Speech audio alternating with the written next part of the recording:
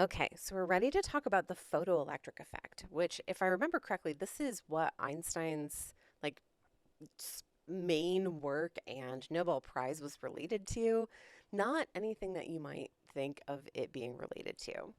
So, the photoelectric effect, it's when you shine light on a metal surface and then see what happens. The results that you get depend on the energy of light. So, our options are one, if you shine light that has too little energy, nothing happens.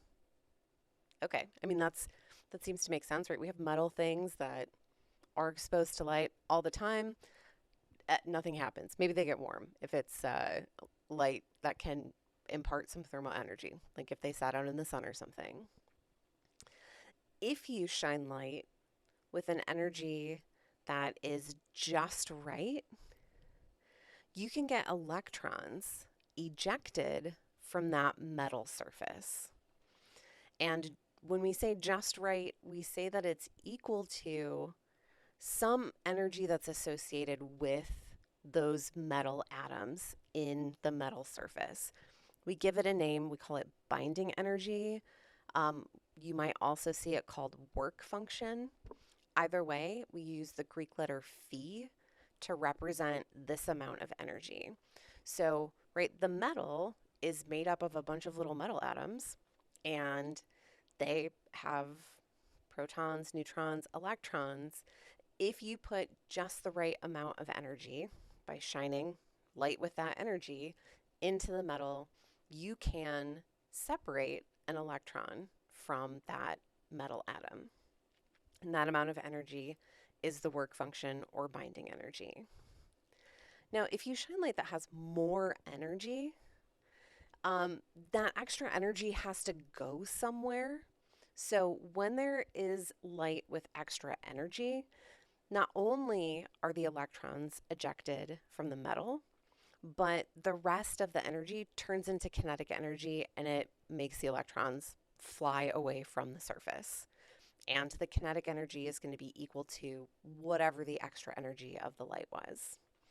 So just some pictures, right? I've got a nice schematic here of what happens. So on the left, I've got my metal surface with, what looks like giant metal atoms on it.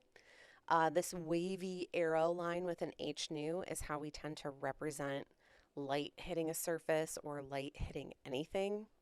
We just call it H nu, which also, right, that's the other half of the equation for energy. It's just representing the fact that there's an energy associated with it. It hits the surface as long as there is at least enough energy, it'll eject that electron, and right, the metal that loses an electron becomes a cation. And if there's extra energy, the electron will fly away with some kinetic energy. On the right, I have another picture associated with this. So, a graph, how you might more traditionally present this data. If we plot kinetic energy versus frequency, where, right, from, I don't know, zero, we don't have a light with zero frequency, but from low frequency up until a certain point, absolutely nothing is happening. So, frequency and energy are directly proportional to each other. So, low frequency, low energy. As you go up in frequency, the energy goes up. You finally hit a point at which you have just the right amount of energy. That frequency, which I've labeled with a new subscript zero or new naught, I guess how you would say that, we call that the threshold frequency. So that's the point at which you finally crossed the threshold into having enough energy to remove an electron. But at that frequency, the kinetic energy is zero because I don't have any extra energy. I only had enough to remove the electron. There's none left. Beyond that, the kinetic energy increases proportionally with the frequency. So I had enough to eject the electron. Everything else goes into the kinetic energy. For the photoelectric effect, some important points to note. Each photon of light ejects one electron, which, right, we've got when we're calculating energy for light, that energy is per photon. So the photon hits, all of the energy gets transferred.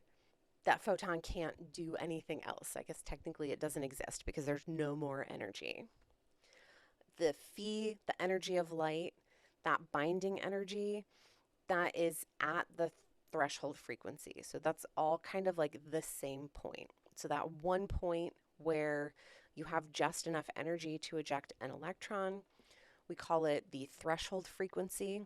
If you have the threshold frequency and use it to calculate an energy, that energy is the binding energy. And then increasing the intensity of light only increases the number of electrons ejected, not the energy.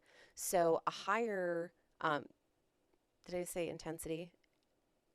Increasing the intensity of the light. So that's an increase in amplitude, right? A higher amplitude is a brighter light.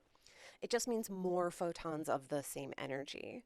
So each photon ejecting one electron, more photons means you eject more electrons. We have some equations here. What I have set up is a really generic basis. Now, I think this is important because then you can fill in with whatever information you have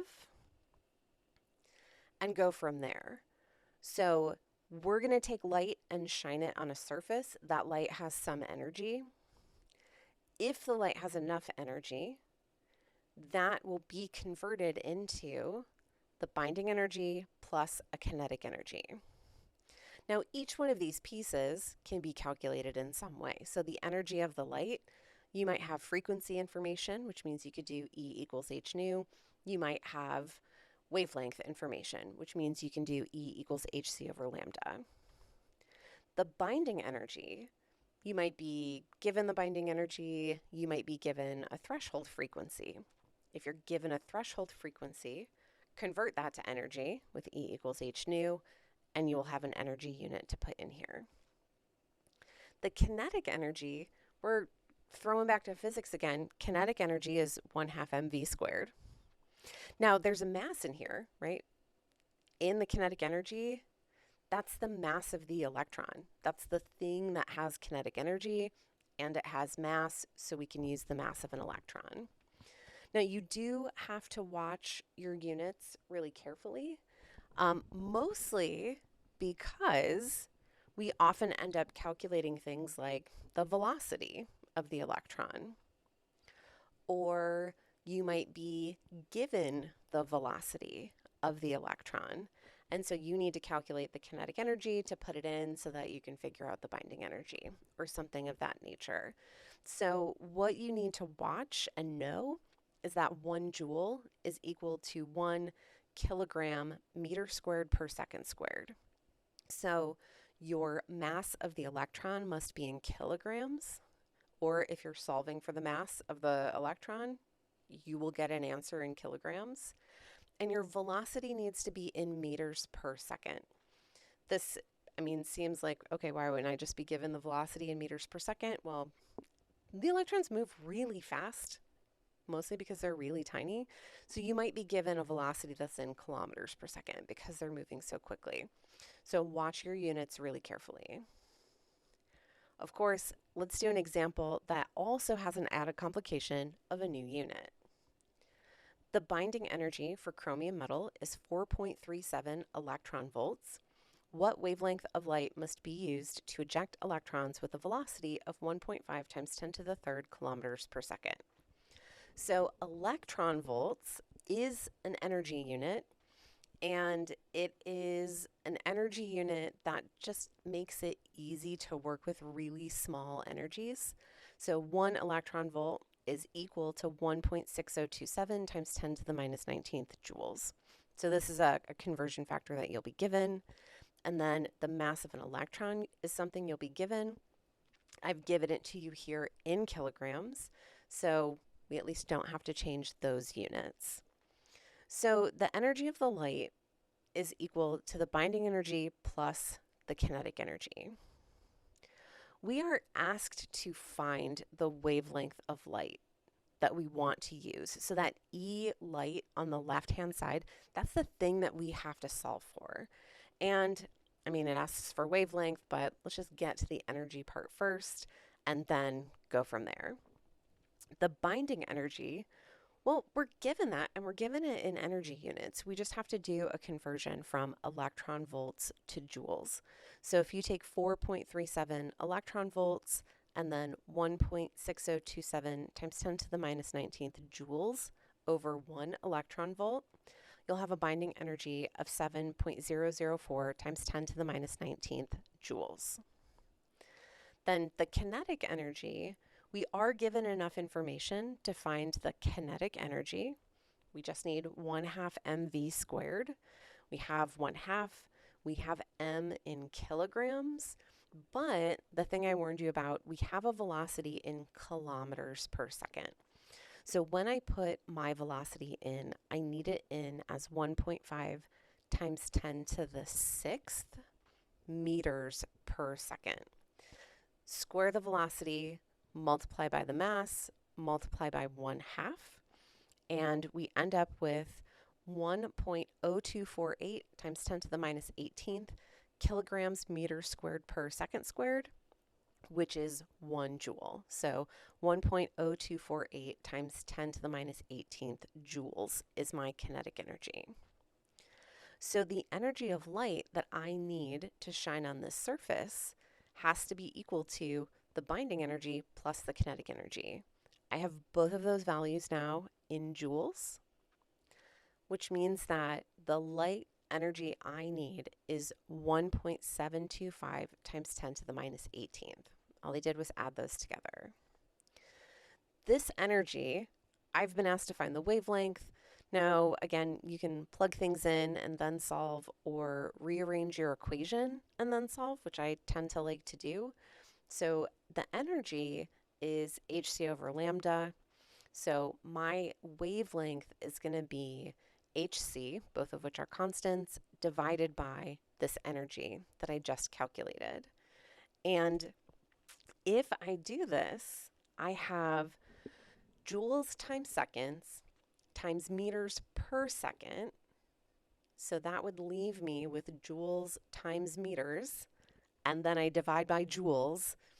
This will leave me with units of meters. So the wavelength that I get out of this would be meters, and it would be 1.152 times 10 to the minus 7th meters. And I did not ask for a specific unit. So if you wanted to leave your answer here, you absolutely could. If you wanted to convert it to nanometers, you absolutely could. Just make sure you do it right. So this converted to nanometers would be 115.2 nanometers.